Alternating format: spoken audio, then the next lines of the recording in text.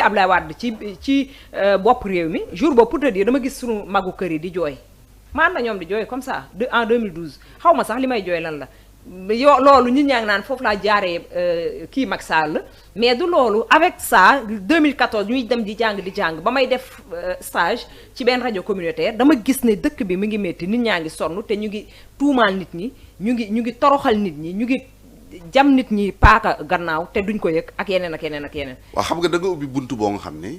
man du ma ci dugg. d'accord du ma ci dugg parce que jàpp naa ne man dama am cër ci réew mi maanaam dama am mission ci réew mi. macha allah. yàlla suturaal na ma ba 2004. ba fii ñu toog di wax amul conflit bu am Sénégal te yàlla dugalu ci sama loxo léeg-léeg sax tout à fait par hasard. damay toog ba yàgg dama koy wax sama waa damay toog ba yàgg ma ni. Moi, je pense que yàlla moo may yónni. Je donne un exemple. J'ai parlé tout à l'heure de Djibo Ka. Djibo, c'est vrai qu'on avait de bonnes relations. D'ailleurs, il m'appelle Monsieur le Président. Alors, mais président, lu tax nga may président mu ni ma de tous les hommes politiques yi ma mës a gis au Sénégal tu es le meilleur. mu ni peut-être Wade et encore. C'est parce que Wade a plus de moyens que toi loolu moo tax mu daan ma tooñ daan ma woowee Monsieur le Président. Mais amuñu woon relation particulière. Et pourtant bi mu génnee àdduna. li nga xam ne mën nañ ko tuddee testament même bu dul testament lépp luy sa vie privée politique professionnelle tout fam ko bind yàlla daf ko indi ba teg ko ci sama loxo. macha allah.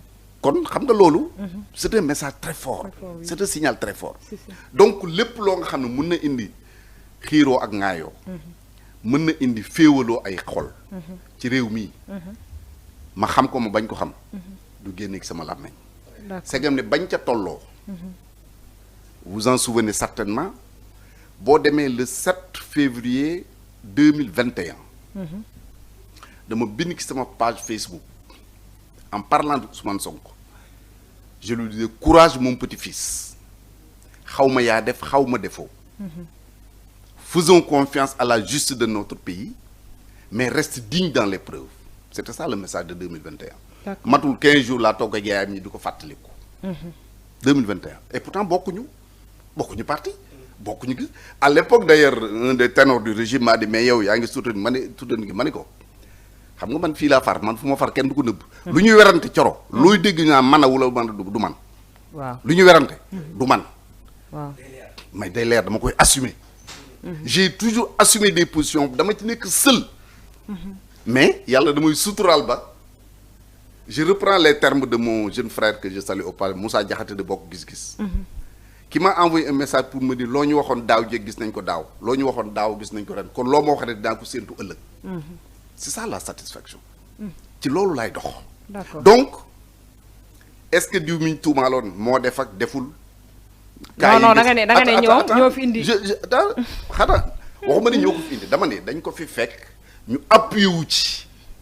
pour def lii ak lii loolu du débat parce que ñëpp xam nañ bu dëgg dee dëgg que am na yenn genre discours yoo nga xam ni on les a connus ces dernières années am na lu amoon ci réew mi wax naa ko lan moo tax loolu mën a am mooy xam nga exemple baa ngi nii am nay jamono boo bëggee wax RTS ngay dem boo demul RTS doo am foo waxe nga dem bàyyi nga am Sud FM rajo nga dem bàyyi nga am 2STV mais tout ça c'était des médias contrôlés tey nga mën a jël sa téléphone bii dugg ci sa ruq wax lu la neex génne ko kenn du xam sax ku ko wax donc moyen de communication yi am tey moo facilité ba nit même koo contrôlé wul dans un parti politique.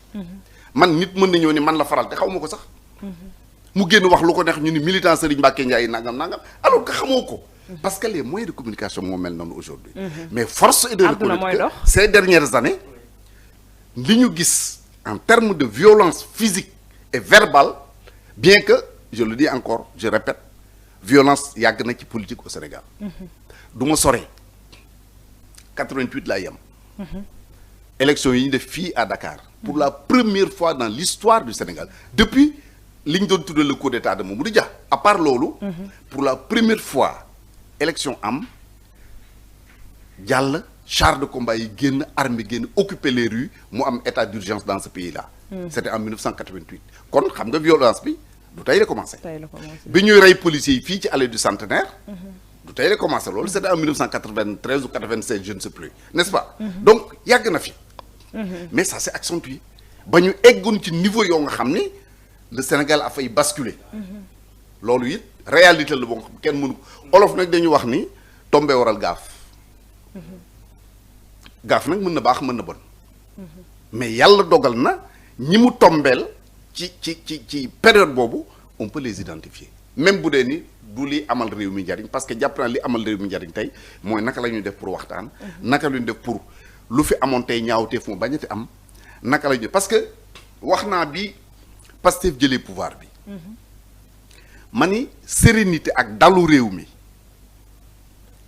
maa ngi koy séentu ci ñi quitté pouvoir bi maanaam APR et ses alliés ñoo ko mën a indi xam nga lu tax suñu bëggee opposé wu en disant aux gens de Pastef da ngeen ñu doon saaga bi ngeen nekkee à l'opposition kon ñun dañ leen di saaga jàmm du am ci réew mi buñ leen nee da ngeen ñu doon menacé kon tey dañ leen di menacé jàmm du am ci réew mi moi je le dis ñii dañu soog a ñëw au pouvoir wax naa ko ci médias yi bind naa ko yéen vous avez l'avantage d'être des hommes d'État jiite réew mi pendant 12 ans ñeneen ñi ëpp nañ sax 10 ans ñeneen ñi 20 ans parce que ils l'ont fait avec Wade def ko ak Macky Sall kon war ngeen am posture boo nga xam ni du ngeen xuloo du ngeen xaste du ngeen saaga du ngeen toj mais vous vous opposez autrement loolu ça a toujours été ma posture. mais si bu fekkee ni ñoom ñoo fi indi saaga yi parce que nag. ñan xaara boo dàqee muus. non je vous comprends da nga ni ñan ma ne bu fekkee ñan ñoo ko fi indi. waa APR gi ngay wax. gi ngay conseiller bu fekkee ñoom ñoo ko fi andi. puisque boo dàqee muus ba mu sës ci 4 murs xamul fu mu war a jaar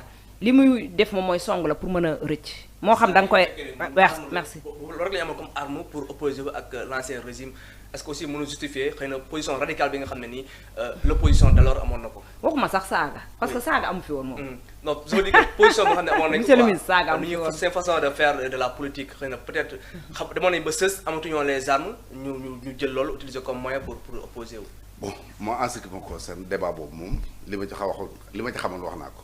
mënuma ci dolli leneen. waaw nañ close parce que dolli ci leneen day dugg ci yeneen considération je ne veux pas entrer dans ça. parce que un arbitre du sol couleur maillot. d'accord ok gis nañ dem aussi premier ministre Ousmane Sonko dem seeti Azoura Fall foofu ci Rebeuss ñu bëri aussi xëy na mu jur polémique ñu jàpp ne en tant que premier ministre warul dem di seeti ki nga xam ne ni ba léegi jugé guñ ko yow ban lecture ngay am ci mbir moomu. waaw xam nga jàpp naa ne lu mën a tey xel la. lu mën a tey xel la.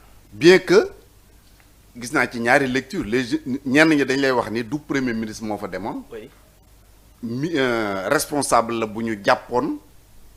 militant wam mu dem seeti ko. c'est un point de vue bu ñu mën a défendre. d'autres te diront que influence lay def sur la justice parce que c'est le premier ministre bu déplacé woo ba dem di seeti nit nangam ak nangam. tout ça c'est des points de vue mën nañ ko défendre mais nit aussi da ngay maandu. maandute bi mooy ki nga xam ne ba muy dem man xaw ma li ko tax a jóg. xaw ma lu ko tax a jóg. damay maandu ci pourquoi mu dem man xam naa ne man miy wax ak yow. tey dañuy jàpp sama nit moo xam militant la moo xam mbokk la même bu tooñee bu dee police dinaa dem bu dee tribunal dinaa dem bu dee feneen dinaa dem comme dama koy def mën moo ko reprocher keneen aussi. il faut être cohérent dans la vie. tey bu fekkoon ne dañ ni ma diw kat ma nga police et pourtant bu ma jógee fi tribunal laa jëm de. te nit ku nekk parce que prison moo tax ma di fa dem te kooka xëy na la mu def sax Azoura defu ko bu dëgg dee dëgg la mu def Azoura defu ko mais malgré loolu mais maa ngi koy taxaw bu génnee ma yedd ko donc mënu ma reprocher nit pourquoi nga dem di seeti nit ça je ne le reproche à personne. C'est clair. donc dañuy ñëw ci beneen ci sujet bokk na ci réduction des comptes monsieur le ministre ku ne xam na ne fi mu nekk nii Sénégal jamono ji justice am na ñu bari ñoo xam ne ñu ngi jaabante gis nga cautionnement yeeg yeneen ak yeneen yi nga xam ne ñu ngi koy dund mais Farba Ngom gis nañu ko Farba Ngom li wadd ci ndoddam lépp ci li nga xam ne moom mooy ci ay dossiers yoo xam ne nee nañu dañu ko Cour des comptes moom moo génne ay dossiers yoo xam ne dañ ko épinglé ci yenn yi waaye itam Tahirou Sarr aussi gis nañu kaawu Amadou Sall mi nga xam ne papaam moo fi doonoon président de la République nan nga jàngatee tey jii Cour des comptes ak reddition des comptes boobu ak woote bi ñuy woote. xam nga reddition des comptes de manière globale. gëmuma ni benn nit war na ko mën a bañ. reddition des comptes globalement. benn nit waru ko mën a bañ. loolu laa jàpp wax naa d'ailleurs ci ay interview ni man su ma doonoon député. ñu war a lever sama immunité parlementaire maa koy jëkk a wote waaw maa koy jëkk a voté pour mën a toog setal sama der. d'accord parce que bu ñu la accusé te yow defoo moyen boo mën a def pour setal sa der war nga ko def. maintenant li may wax toujours gis nga un dossier de justice. wax ci te tiimoo ko dëgët fit la man de du ma ko def. exemple bi tax mën naa li benn exemple bu tuuti. bu wane ni nit bu bëggee def bëgg a moytu ñu yàpp ñu xeeb ko day wax lu mu xam. am na koo nga xam ni jarbaat la mën naa wax loolu parce que yàgg dëkk mbokk la ci man. ñu arrêté ko pour viol. man mii wax sama bopp man leer na ma ni violé wul. ñi xam dossier ba xam nañ ni violé wul. mais benn phrase ko tëj. parce que ka mu séqaloon kooku ku jigéen ki moo ñëw jël si ko fa muy liggéeyee.